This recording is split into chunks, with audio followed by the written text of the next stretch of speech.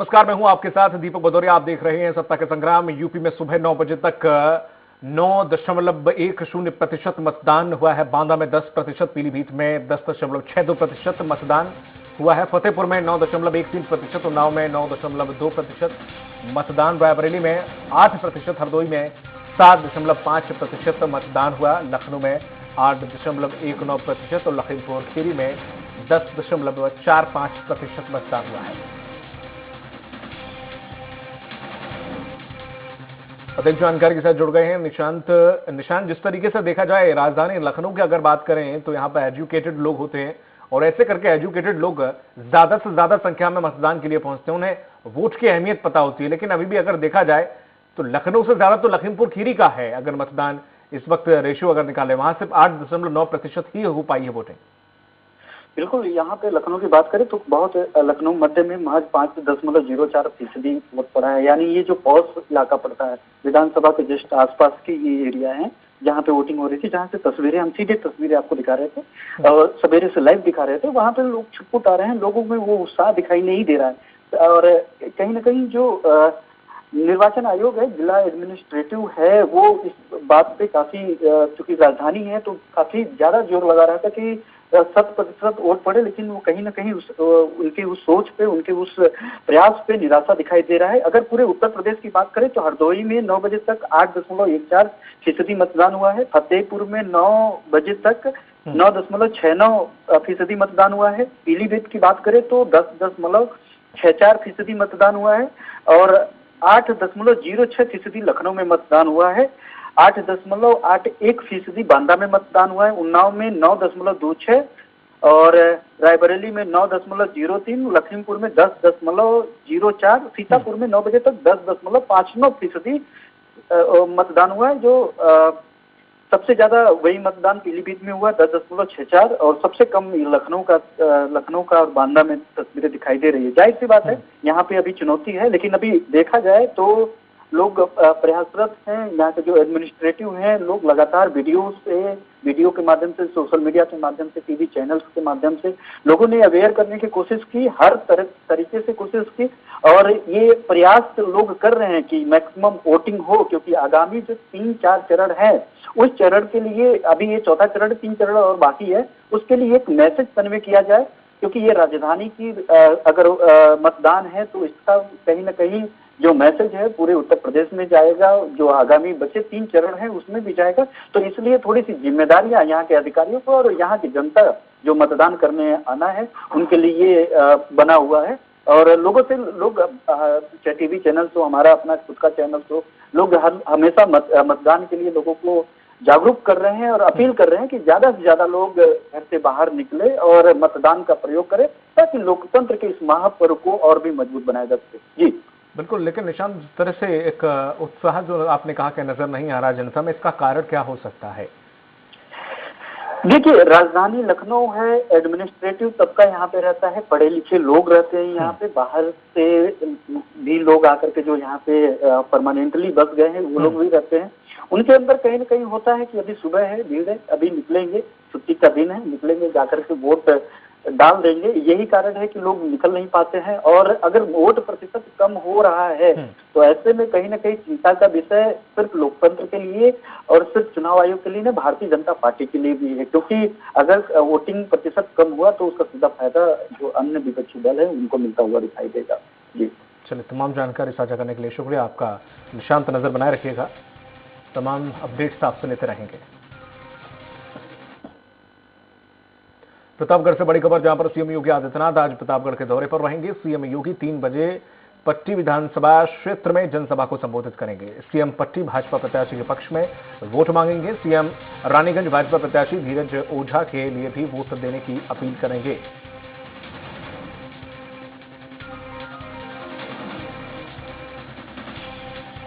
रानीगंज में भाजपा प्रत्याशी के लिए वोट देने की अपील करेंगे।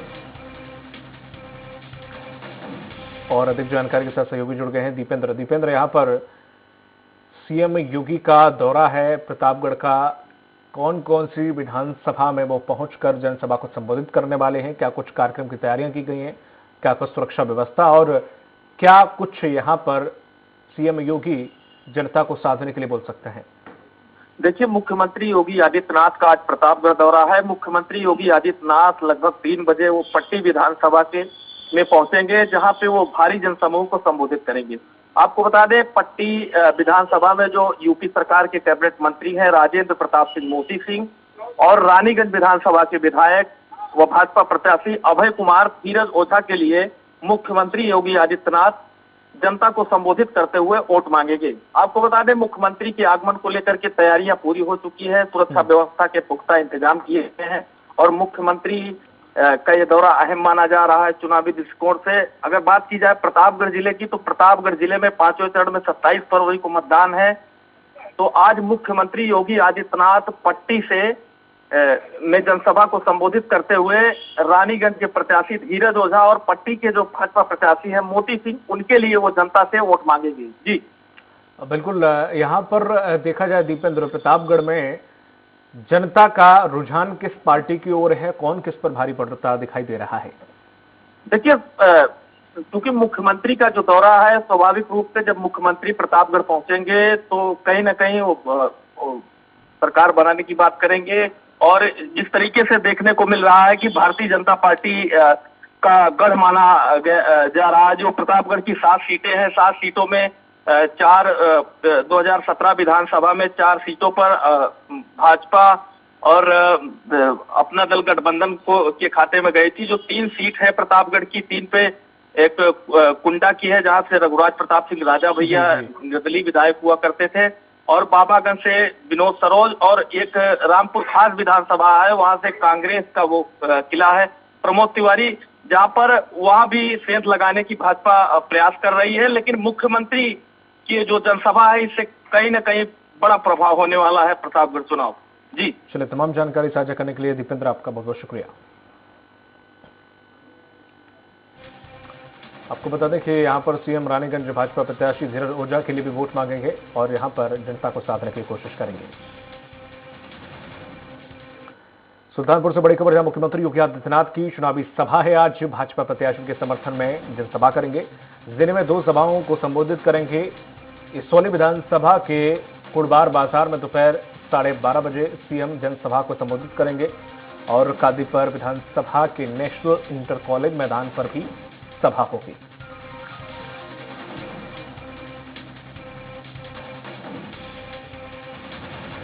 और आपको बता दें कि लगातार सीएम योगी आदित्यनाथ चुनाव प्रचार में लगे हुए हैं, जनता को रिझाने की कोशिश कर रहे हैं, पार्टी के पक्ष में माहौल बना रहे हैं।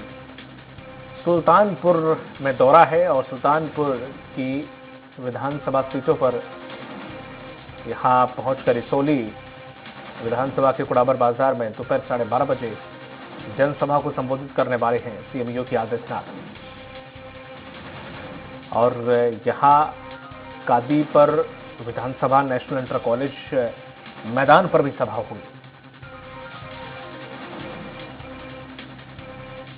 लगातार सीएम योगी आदित्यनाथ जनसभा के दौरान बीजेपी प्रत्याशियों के पक्ष में माहौल बना रहे हैं और सीधा सीधा उनके टारगेट पर सपा निशाने पर रहती है।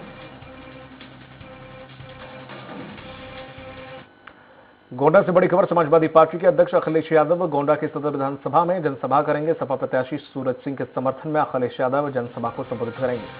जनपद की 7 विधानसभा सीटों पर 5वें चरण में मतदान हो रहा है। सपा अध्यक्ष अखिलेश यादव पार्टी प्रत्याशी के पक्ष में वोट डालने की अपील करेंगे।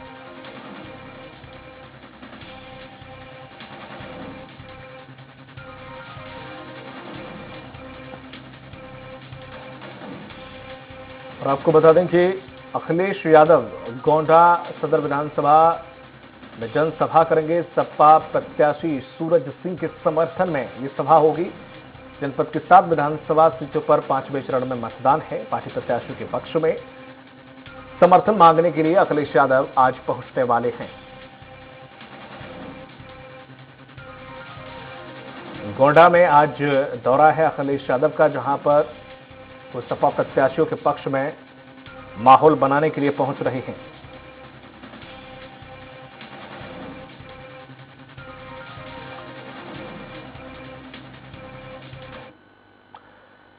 वहीं बड़ी खबर बहराइच से 5 बजे चरण के लिए बहराइच में आज केंद्रीय गृह मंत्री अमित शाह प्रचार करेंगे। सपा अध्यक्ष अखिलेश यादव भी जनसभा को संबोधित करेंगे।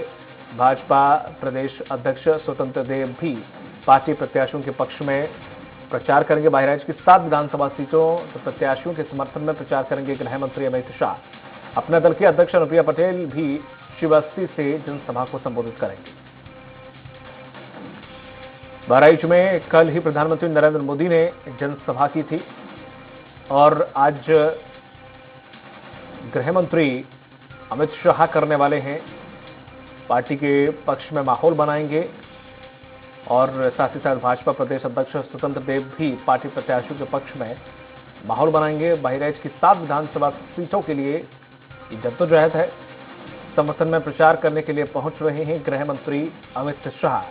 अपने दल की अध्यक्ष अनुप्रिया पटेल भी श्रीबस्ती में जनसभा को संबोधित करेंगी और बीजेपी के पक्ष में माहौल बनाएंगे।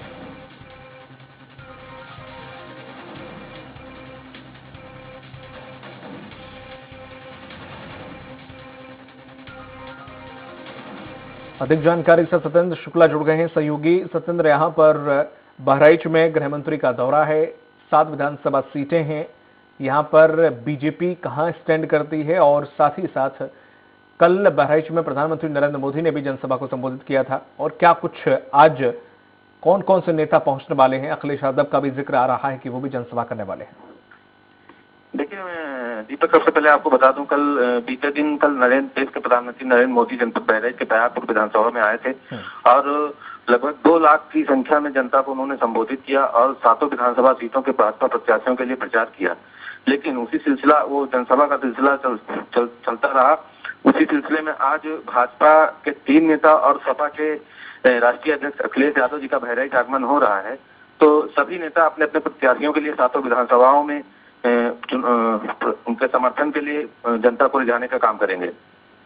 बिल्कुल, लेकिन यहाँ पर सत्येंद्र देखा जाए समीकरण क्या कह रहे हैं, किसके पक्ष में माहौल है? प्रधानमंत्री नरेंद्र मोदी ने कल काफी कुछ अपने भाषण में कहा। उन्होंने कल एक यूक्रेन और रशिया का मुद्दा चल रहा है, हल्का सा जिक्र किया और कहा कि भारत देश को ताकतवर बनाना है। काफी कुछ बड़े शब्दों का इस्तेमाल किया था कल उन्होंने। जी बिल्कुल, मैं समीकरण के हिसाब से दीपक बताऊं अगर, तो बहराइच में पिछले 2017 के चुनाव में भाजपा ने लगभग 7 विधानसभाओं में से 6 सीटों पर विजयी हासिल की थी। और इस बार का जो समीकरण है वो सपा लड़ाई, जो मेन लड़ाई काटने की टक्कर है, वो सपा बनाम भाजपा के प्रत्याशियों में है। और जो एक वर्ग विशेष वोट होता है, जो मुस्लिम और यादव, वो सपा का एक विशेष बैलेंस वोट इस बार 2022 के चुनाव में उभर कर आ रहा है। तो कहीं न कहीं बीजेपी के लिए थोड़ा सा कठिन जरूर है, लेकिन अंततः लड़ाई जो सपा बनाम भाजपा की है। सत्येंद्र, यहाँ पर अगर देखा जाए कि बीजेपी के पास स्टार प्रचारकों की पूरी फौज है, जिसमें केंद्रीय नेतृत्व भी शामिल है। जब प्रधानमंत्री नरेंद्र मोदी खुद पहुंचते हैं तो ये बहुत बड़ा मसला बन जाता है, एक बहुत बड़ा प्रचार बन जाता है, एक बड़ी अपील बन जाती है। लेकिन इधर सपा की साइड देखें तो सिर्फ अखिलेश यादव ही एक ऐसे मुख्य नेता है जो मोर्चा संभाले हुए हैं, तो वो अकेले ही भारी पड़ रहे हैं। जी बिल्कुल दीपक, मैं आपको बता दूं कि जो 2017 के इनके घोषणा पत्र में जो विकास के मुद्दे थे, वो कहीं न कहीं धरातल पर थोड़ा कम काम हुआ। कहीं न कहीं आज यही वजह है कि अखिलेश जो है अपने सामने वाली पार्टी भाजपा के प्रत्याशी से थोड़ा सा भारी हैं। लेकिन जो देश के प्रधानमंत्री हैं या पूरा भाजपा का केंद्र मंत्रिमंडल है, वह बहराइच में बिल्कुल बैक टू बैक जनसभाएं कर रहा है। जैसे कि आज बलहा में स्वतंत्र देव सिंह आ रहे हैं, बीजेपी से राष्ट्रीय प्रदेश अध्यक्ष हैं। गठबंधन की जो है अपना दल की राष्ट्रीय अध्यक्ष अनुप्रिया पटेल जी आ रही हैं और सपा के आज राष्ट्रीय अध्यक्ष अखिलेश यादव जी आ रहे हैं। और कल राजनाथ सिंह केंद्रीय गृह राज्य मंत्री और अमित शाह जी केंद्रीय गृह राज्य मंत्री, ये सब लोग आ रहे हैं। तो भाजपा का जो थोड़ा बहुत जो यहाँ पे वोट बैलेंस जो बिगड़ रहा था, तो उसी को साधने की कोशिश करने के लिए आज बीजेपी का पूरा केंद्र मंत्रिमंडल पूरी जोर तोड़ से लगा हुआ है। लेकिन अखिलेश यादव इसलिए भारी पड़ रहे हैं क्योंकि जो पिछली बार 2017 का चुनावी घोषणा पत्र था, उसमें जो विकास के मुद्दे थे वो कहीं न कहीं धरातल पर बहराइच में जरूर नहीं दिखे। शायद यही कारण है कि जनपद बहराइच में 7 की 7 विधानसभाओं में आज सपा बनाम भाजपा की आमने सामने की टक्कर देखने को मिल रही है। सत्येंद्र, अगर पिछला रिकॉर्ड देखें तो बीजेपी ने कितनी सीटें यहाँ पर हासिल की थी और अब कितनी सीटें बीजेपी को गंवाने का डर है? क्योंकि जिस हिसाब से बीजेपी बहराइच में पूरा अपना नेतृत्व लगा रहा है, पूरा दम लगा रहा है, उसके कई तो मायने निकाले जा सकते हैं। जी बिल्कुल, मैं दीपक आपको बता दूं कि पिछले 2017 के चुनाव में बीजेपी ने यहाँ से 7 विधानसभा सीटों में से 6 विधानसभा सीटें बीजेपी ने यहाँ पे भारी बहुमतों से जीत हासिल की थी। कुछ सीटें तो ऐसी थी कि पूरे मंडल में बहराइच की 7 विधानसभा में से जैसे मासी सीट हुई तो उसमें उन्होंने एक लगभग 60,000 वोटों जीत का अंतर था। लेकिन इस बार का जो चुनाव है वो कहीं ना कहीं जो यादव वोटर और मुस्लिम वोटर जो है वो कहीं ना कहीं समाजवादी पार्टी का बैलेंस है और इसी वजह से बहराइच की 7 विधानसभाओं सीटों पर आज की जो जमीनी हकीकत यह है कि सपा बनाम भाजपा की कांटे की टक्कर है। अंदाजा नहीं लगाया जा सकता है कि अंततः कौन जीतेगा कौन हारेगा। ठीक है, चलिए तमाम महत्वपूर्ण जानकारी देने के लिए आपका बहुत बहुत शुक्रिया सत्येंद्र। और आपको बता दें कि बहराइच की 7 विधानसभा सीटों पर बीजेपी पूरा जोर लगा रही है। आज केंद्रीय गृह मंत्री भी पहुंच रहे हैं अमित शाह। अमेठी से बड़ी खबर, कांग्रेस महासचिव प्रियंका गांधी आज अमेठी का दौरा करेंगी और नुक्कड़ सभा और रोड शो करके वोट मांगेंगी। सुबह 11:30 बजे जगदीशपुर के रामलीला मैदान में नुक्कड़ सभा होगी। वहीं प्रियंका गांधी कांग्रेस कार्यालय से राजीव गांधी चौक तक रोड शो करेंगी, जिसके बाद प्रियंका गांधी तिलोई के जगदीशपुर रोड से सलमान रोड तक रोड शो करेंगे। कांग्रेस महासचिव सलौन विधानसभा के नसीराबाद में नुक्कड़ सभा करेंगे।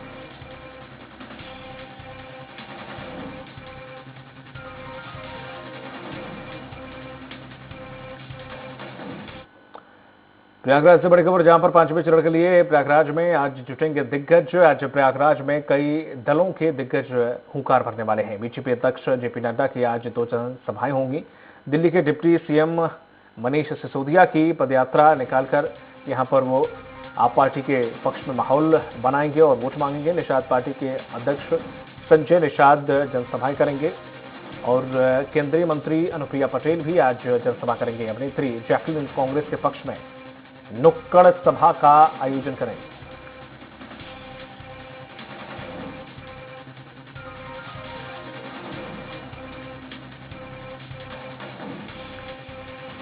अधिक जानकारी के साथ राघवेंद्र मिश्रा जुड़ गए हैं। सहयोगी राघवेंद्र, प्रयागराज में आज सभी दलों का जमावड़ा लगने वाला है। कौन कौन से नेता या अभिनेत्री पहुंच रहे हैं वहां पर पार्टी के पक्ष में माहौल बनाने के लिए? जी बिल्कुल, आपको बता दें कि सोमवार से ही यहाँ पर जो भी भाजपा सपा कांग्रेस के दिग्गज हैं लगातार यहाँ पर चुनावी जनसभाएं कर रहे हैं। और आपको बता दें कि आज योगी आदित्यनाथ भी प्रयागराज मंडल के प्रतापपुर क्षेत्र में जनसभा करेंगे। इसके साथ ही साथ कांग्रेस के भी दिग्गज वहाँ यहाँ पर आ रहे हैं। भाजपा के राष्ट्रीय अध्यक्ष जेपी नड्डा भी की 2 जनसभाएं हैं। डिप्टी सीएम मनीष सिसोदिया के भी पद यात्रा के संकेत आ रहे हैं। हालांकि भी उनका जो है शेड्यूल नहीं आया है, किंतु चर्चा है कि वो भी आज प्रयागराज में आकर जन यात्रा करेंगे, जन समर्थन मांगेंगे, रोड शो भी कर सकते हैं। संयुक्त किसान मोर्चा के भी जो पदाधिकारी है, जो नेतागण है, वो भी प्रयागराज पधार रहे हैं। और सबसे बड़ी बात आपको बता दें कि सिने जगत की जो अभिनेत्री हैं, ये जैकलीन फर्नांडीज जो भी कांग्रेस के प्रचार के लिए शाम को नुक्कड़ सभा भी करेंगी प्रयागराज में। कल जो है अखिलेश का यहाँ पर जनसभा भी थी। इसके साथ साथ सपा के पूर्व सांसद धर्मेंद्र यादव भी प्रयागराज में आने का मन बना चुके हैं। अनुप्रिया पटेल जी लगातार सोमवार से ही दौरा कर ही रही हैं। तो देखने का मतलब ये है कि प्रयागराज तो ये जो 12 विधानसभा यहाँ की सीट है सारे दलों की निगाह में है। सारे दल चाहते हैं कि प्रयागराज की सीट अधिक से अधिक संख्या में उनके पक्ष में जाए, उनके पार्टी के पक्ष में जाए, क्योंकि पिछली बार 2017 के चुनाव में 8 सीटें भाजपा के खाते में गई थी, जबकि एक सपा के खाते में, 2 बीएसपी के खाते में और एक अपना दल के खाते में गई थी। तो सारे नेतागण जो बड़े-बड़े जिन पार्टियों के हैं, बड़े-बड़े दिग्गज नेता यहाँ पर उतर रहे हैं, जनसभाएं कर रहे हैं, रोड शो कर रहे हैं। कल अमित शाह जी का यहाँ पर रोड शो था। आपको बता दें कि प्रयागराज जनपद को 3 भागों में बांटा गया, जो 12 विधानसभाएं हैं।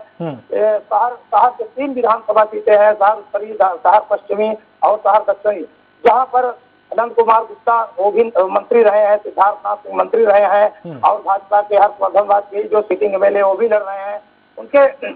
उनके खिलाफ भी अन्य दलों के, सपा के, कांग्रेस के अपने जो है वरिष्ठ उम्मीदवारों को उतारा है। तो देखने का मतलब ये है कि यहाँ पर लगातार 25 तारीख तक जब शाम को वहाँ पर चुनाव प्रचार बंद हो जाएगा, 27 को वोटिंग है, तो 25 फरवरी तक लगातार दिग्गजों का आना जारी है। सोमवार से ही यहाँ पर जमावड़ा लग रहा है। यमुना पार में 5 सीटें हैं और यमुना पार में 4 सीटें हैं, क्षमा कीजिएगा, मेजा, करसना, बारा और कुराव। जबकि गंगा पार जो तीसरा क्षेत्र बांटा गया वहाँ पर 5 सीटें हैं। फूलपुर से लेकर 4 सीटें वहाँ पर और हैं, हरिया, प्रतापपुर, आफा, मऊ। तो 12 सीटों को हर पार्टी जो है भुनाना चाहती है। अधिक से अधिक यहाँ पर प्रचार प्रसार का दौर भी चल रहा है। कल प्रधानमंत्री मोदी भी गंगा पार क्षेत्र में आएंगे। 5 सीटें गंगा पार से हैं, 3 शहर से, 4 यमुना पार से। तो कहने का मतलब यह है कि कल जो यहाँ पर रोड शो हुआ, जो जनसभा हुई यमुना पार में, केंद्रीय मंत्री अमित शाह ने संभाला। इस शहर में उनका शाम तक रोड शो चला और कल प्रधानमंत्री मोदी जी का गंगा पार में आगमन हो रहा है। तो यह स्पष्ट दिखाई दे रहा है राजनीतिक दलों के माध्यम से कि 12 सीटों को गंगा पार, यमुना पार शहर से हर जगह नेता अपने अपने जनसभाएं करके पूरे मतदाताओं को अपनी ओर आकर्षित करने का प्रयास कर रहे हैं। तो आज कांग्रेस के, सपा के, भाजपा के कई दिग्गज यहाँ पर पधार रहे हैं। कल असदुद्दीन ओवैसी भी अपना जो है मुस्लिम कार्ड खेल कर चले गए हैं। वो ध्रुवीकरण की राजनीति जो भी हैदराबाद से करते आए हैं, कल उन्होंने भी जनसभा किया है। तो प्रयागराज को एक उत्तर प्रदेश का केंद्र बिंदु भी अगर राजनीतिक दृष्टिकोण से देखा जाए तो इसको जो है एक केंद्र बिंदु माना जा रहा है, क्योंकि अधिक से अधिक जनसभाएं, अधिक से अधिक जनसंपर्क, अधिक से अधिक रोड शो यहाँ पर लगातार हो रहे हैं। 7वें चरण में इसका चुनाव होना है। 2 दिन शेष बचे हुए प्रचार प्रसार के लिए। तो सारी राजनीतिक पार्टियां ये मन बना चुकी है कि अधिक से अधिक ताकत प्रयागराज जनपद में, प्रयागराज मंडल में झोंक दी जाए, क्योंकि प्रयागराज मंडल में 5 जिले आते हैं। इसके आसपास कौशाम्बी, प्रतापगढ़, जो 5 जिले जो भी हैं, तो पूरा फोकस इनका ये है कि धर्म की नगरी है, आध्यात्म का केंद्र है, संगम नगरी है, त्रिवेणी है, यहाँ से बगल में चित्रकूट है, प्रतापगढ़ है, ये आप फतेहपुर है। आसपास के जितने भी जनपद हैं, तो बड़े दिग्गजों का यहाँ पर जमावड़ा इसीलिए हो रहा है कि आसपास के जितने भी जनपद हैं उसको साधा जाए, उनके मतदाताओं को अपनी ओर आकर्षित किया जाए और अपने दल के लिए अधिक से अधिक वोट जुटाकर भारी मतों से अपने प्रत्याशियों को विजित कराया जाए, जिताया जाए, जिससे अधिक से अधिक सीटें बढ़ सकें। तो आपको ये भी बता दें कि यहाँ पर प्रयागराज मंडल में इस समय जो है त्रिकोणीय श्रृंखला हमेशा रहती थी, किंतु इस बार सपा और भाजपा की लड़ाई जोरों पर है। यहाँ पर 2 ही प्रत्याशी जो समाज में देखने को मिल रहा है, मतदाताओं को जो सुनने को मिल रहा है, जो वोटर हैं, अगर उनसे बात की जाती है तो यही देखने को मिल रहा है कि योगी और अखिलेश यादव के बीच में प्रयागराज में भी कांटे की टक्कर है। अब देखना है 27 के बाद की जनता किसकी ओर अपना रुख अपनाती है। योगी को फिर से पुनः जो है 8 सीटें देती है कि वही कि कुछ कम होती है। वहीं पर सपा का दांव है कि पिछली बार 1 ही सीट पाए थे, तो वो भी अपना प्रयास कर रहे हैं कि 12 सीटों में कम से कम 10 या 11 ठीक है। बिल्कुल राघवेंद्र, ये तो देखने वाली बात होगी कि 10 मार्च को आखिर किसके पक्ष में माहौल बनता है और किसके पक्ष में नतीजे आते हैं। बहुत बहुत शुक्रिया तमाम जानकारी साझा करने के लिए। इस बुलेटिन में फिलहाल इतना ही। दीजिए इजाजत, नमस्कार। प्रचंड बोल